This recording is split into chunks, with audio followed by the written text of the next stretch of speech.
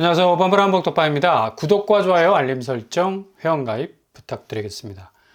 이거 거의 1983년 이후 완전히 새로워지는 변화라고 볼 수 있는데 몇 년 만입니까?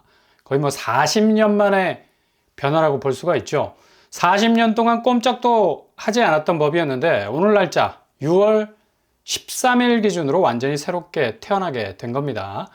무주택자들로서는 갑작스러운 변화로 인해서 상당히 좋은, 그냥 완전히 사장될 수밖에 없었던 부분이었는데 아주 좋은 희소식이 될 수도 있겠습니다.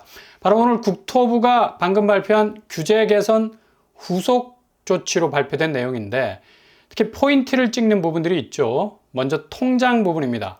어제까지 청약 예금, 부금 이런 통장들은 민간 분양에서만 사용을 할 수가 있었는데 그래서 지금 엄청나게 치솟는 민간 분양가 생각한다면 청약 예금 부금 통장을 가진 분들은 그래도 비교적 저렴하게 공급되는 공공분양에는 명함도 못 내미는 처지였죠.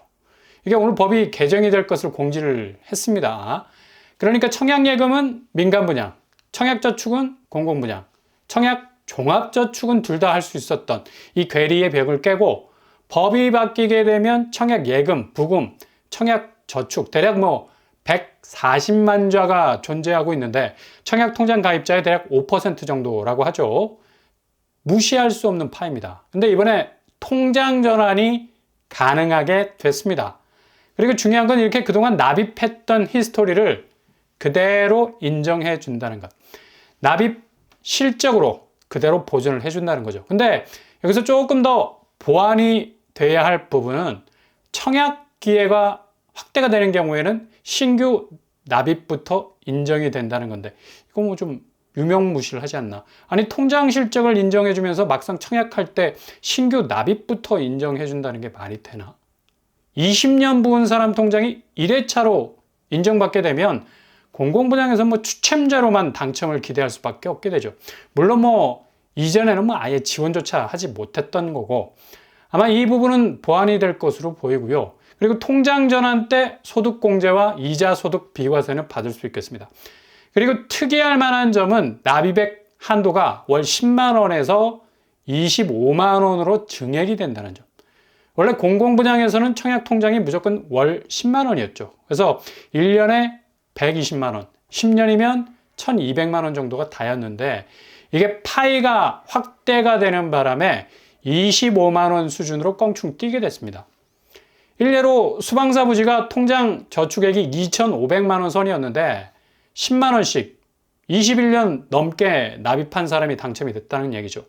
월 납입 금액을 25만 원으로 늘리게 된다면 납입액에서 격차를 줄일 수가 있어서 기간은 줄어들 수 있겠네요. 그러나 지금같이 경제가 어려운 상황에서 월 10만 원에서 25만 원으로 뛰는 것도 물론 개인별로 차이는 있겠지만 그래도 부담일 수가 있습니다. 10만 원과 25만 원 분명 체감적인 난이도가 있다는 얘기죠. 이런 이유 때문에 이것도 어차피 당첨자 총액 커트라인이 2.5배로 또 늘어날 수 있는 부작용도 생길 수가 있습니다. 아무튼 그래도 틈새는 생겼다는 얘기죠.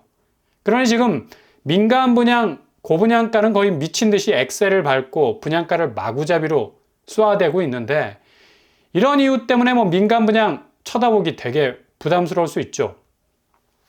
그래서 공공분양으로 고개를 돌리자니 통장이 걸려서 청약 예금 부금은 아예 공공 쪽은 엄두도 못 냈었는데 이번에 이렇게 바뀌게 되었다는 거고 그리고 또 한 가지 뉴홈에 당첨이 돼서 특히 나눔형 같은 경우는 이후에 시세 차익 30%를 LH에 돌려주고 환매 형식으로 LH에만 팔 수 있었던 한계를 이 개인 간의 거래로 확대를 시켜주는 방안도 현실화됐다는 얘기죠. 원래는 감정가가 기준이었는데 이 기준도 감정가가 아닌 시세로 바뀌게 되고요. 시세에서 분양가를 뺀 가격으로 차익을 인정받게 됩니다. 원래 감정가라는 게 저공비행 아닙니까? 아주 낮게 책정이 되어버리기 때문에 차익 실현의 파이가 줄어들 수가 있어요. 근데 시세대로 기준을 정해버리면 훨씬 가져갈 수 있는 파이는 커지게 되겠죠. 그리고 미리미리 LH의 30%분을 정산을 해버리면 이후에 집을 개인 간에 사고 파는 매도 매수가 진행이 될 때는 더 이상 차익을 LH와 나누지 않아도 된다는 점이 있습니다. 그래서 오늘 국토부에서 내놓은 규제 해제 관련 후속 조치 개정은 40년간 묶였던 법안이기도 한데 이게 어느 정도 해소될 수 있는 5% 정도에 이르는 묶인 통장이 살아날 수 있는 기회를 주기도 하지만 다른 한편으론 이게 부담이 되는 경우도 발생할 수 있고 통장 납입 인정액이 배 이상 증가하게 돼서 당첨 기준이 대폭 올라갈 수 있는 부작용도 생각해 볼 수 있겠습니다. 아무튼 그래도 어느 정도 틈새는 생각해 볼 수 있는 아예 죽으라는 법이 없지 않나 라는 말과 일맥상통할 수 있는 개편안이 나왔는데 조금 더 디테일 더해서 현실적으로 재현이 되었으면 하는 바람도 있습니다. 일단 지금 주택도시기금이 완전히 쪼그라들고 있어서 청약통장 납입액 상승으로 이 부분을 좀 보완하려는 스탠스도 보이고 그만큼 공공기관 자금 순환도 되게 지금 어려운 형편이라서 이런 자구책 그러니까 통장도 살리고 기금도 보존하는 이런 방법이 나온 것 같은데 아무튼 무주택자들이 확실하게 지금의 미친 민간 분양가 피해서 보다 저렴한 공공분양으로 향할 수 있는 로드맵을 더욱 넓게 열어주었으면 하는 그런 바람도 가져보는데 어쨌든 청약통장 부활 통해서 주택 경기도 살리려는 의도도 보여서 좀 마구잡이로 청약했다가는 골로 갈 수 있는 금리 불안정성 고려하셔야 됩니다. 이거 무시 못하는 건데 해당되시는 분들은 아무튼 잘 체크를 해보시고 접근을 해보는 것도 좋은 방법이라 생각이 듭니다.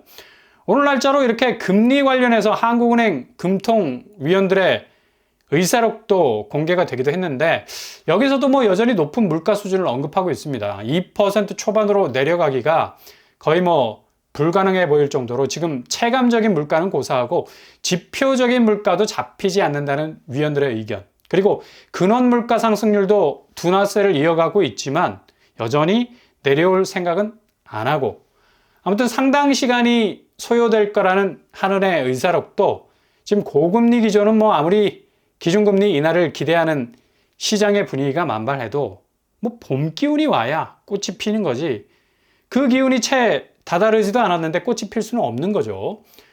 여전히 한은의 금리 기조는 2024년 올해 크리스마스가 다가와도 거의 시장의 기대와는 동조화될 수 없는 거리감을 가지게 될 것 같습니다. 이건 결국 산업 현장의 톱니바퀴가 얼마나 견주하게 잘 돌아가느냐 생산성과의 직결된 문제인데 금리가 변함없는 상태에서 부채가 늘어가는 이런 리스크가 있어서 생산성이 수익이라는 선순환이라는 자본구조를 만들어내면 이런 리스크들은 지렛대가 되는 거죠. 지뢰밭이 되지 않을 수가 있는 겁니다. 그러나 지금 한국 경제 상황은 온통 지뢰밭. 법인 기업의 기업 경영 분석에서도 지금 성장성과 수익성은 전년 대비 악화됐다는 지표도 발표하고 있지 않습니까? 일단 산업 현장에서의 잠재성이라는 건 지금 찍고 있는 실적이라는 지표보다 더 중요하다고 볼 수가 있어요. 산업이란 현재보단 미래가 더 중요하니까. 먹거리라는 게 지금 당장 배가 부른 것 같아도 이건 금방 상계가 되는 특징을 가지고 있어서 특히 미래라는 성장이 담보가 되지 않으면 그냥 바로바로 초토화될 수밖에 없는 특징을 가지고 있는 겁니다. 근데 앞불사 한은이 내놓은 자료에 의하면 기업 경영 분석 결과에선 성장성이 악화일로를 걷고 있다는 거죠. 이게 앞으로 좋아질 일만 남은 게 아니라 더욱 악화될 일만 남아있다는 얘기입니다. 당연히 성장 동력이 떨어지면 수익이 절단나는 거 자연스러운 이치죠. 이번 주에 발표된 한국경제 경상수지, 무역수지 모두 마이너스를 기록한 건 이상할 게 전혀 없다는 얘기예요.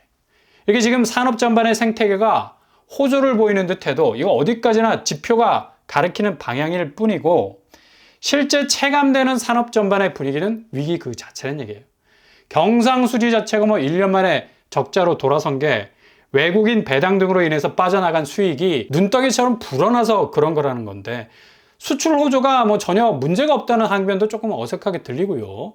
지금 미국만 빼고 전 세계 모든 국가의 경제 위기는 이미 중국은 부동산에서부터 터진 디플레 현상이 산업 전반으로 퍼져나가고 있는 와중에 있고 유럽은 기준금리 인하 단행했지만 오히려 인플레 걱정하면서 다시 금리를 올려야 할 것 아닌가라는 그런 걱정도 스스로 하고 있습니다. 불과 금리를 내린 지 일주일 만에 메아리로 돌아오고 있는 현실이죠. 그러니 한국이 무슨 용가리 통배입니까? 바로 무역 수지가 8억 달러, 절단이 나고 있지 않습니까? 한은의 기업의 성장성과 수익성이 악화가 되고 있다는 보고서의 이 한 꼭지가 이런 현상들을 대변해주고 있는 거죠. 금융시장 동향도 뭐 지금 국고채 금리가 살짝 내려앉는 분위기로 가지만 얘네들은 기본적으로 좀비 성격을 가지고 있어서 특히 미국 국채 금리는 연준이 제일 포기 못하는 부분이죠. 다시 얘네들은 알아서 자가부활할 겁니다. 미국 국채 금리 내려간다는 거 있을 수 없는 일이니까. 이미 금리 부분에서의 배드캅 역할을 확실하게 하고 있는 애들을 왜 내버려 두겠습니까? 다시 대차게 올라갈 겁니다. 결국 은행 금리로 귀결이 된다는 건데 금리는 부채로 이어지는 거고 기업 경영이 성장 동력과 수익성이 떨어지게 되면 부채는 그냥 폭탄으로 변하는 건데 당연히 이런 상황에선 부채 부분이 뜨거운 감자일 수밖에 없고 은행 가계부채 비율 증가폭 6조 원 확대된 거 이거 비상한 거고요. 기업 대출이 소폭 줄었다고 하지만 여전히 은행은 지난달 개인 대출에서 재미를 못 봐서 기업 대출로 총구를 돌려서 쏴대기 시작을 해서 증가세는 엄청나게 폭증하고 있는 상태입니다.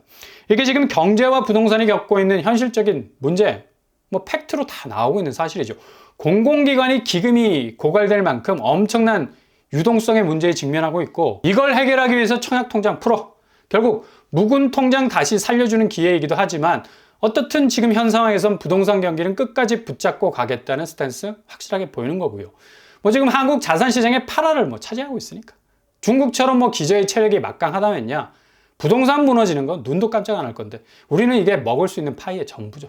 그러니 여기에 목숨을 걸고 있는 건데 목숨 걸다 정말 목숨이 위태로울 수 있는 건 대부분의 자산이 신기류성, 휘발력이 강해서 한 번에 휙 하고 날아갈 수 있는 자산 가치. 빚으로 포트폴리오를 짰기 때문에 한 방에 커다란 위기가 안면을 강타하게 되면 그냥 와르르 균형을 잃고 떨어질 수 있는 외줄타기란 얘기죠. 근데 이게 지난 세월에는 그대로 먹혔어요. 왜냐? 이렇게까지 세계 경제 체제가 하나로 통일되지 않았던 춘추전국 시대였기 때문에.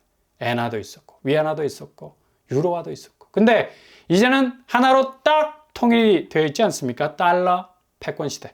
그냥 한 방에 경종을 울릴 수 있는 금융 권력이 본자에 딱 앉아 있기 때문에 아니 지금 뭐 유럽도 꼼짝도 못하는 상황인데 우리라고 뭐 별 수 있겠습니까?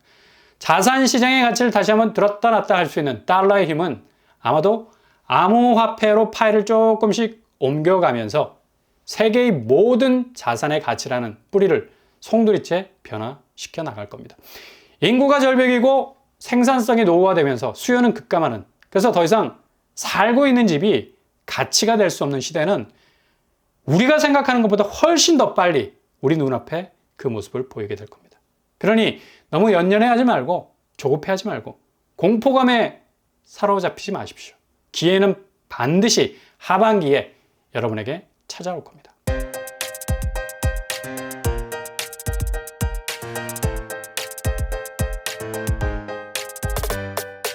오늘의 부동산 캐릭터처 무주택자에게는 기회일 수 있죠.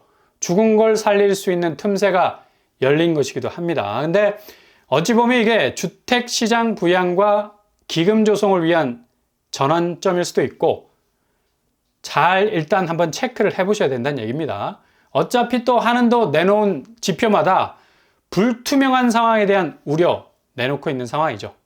아마도 다음 달 7월은 엄청난 폭염이 시작된과 동시에 부동산 시장의 대전환점의 시작, 그 발판이 될 것으로 보입니다.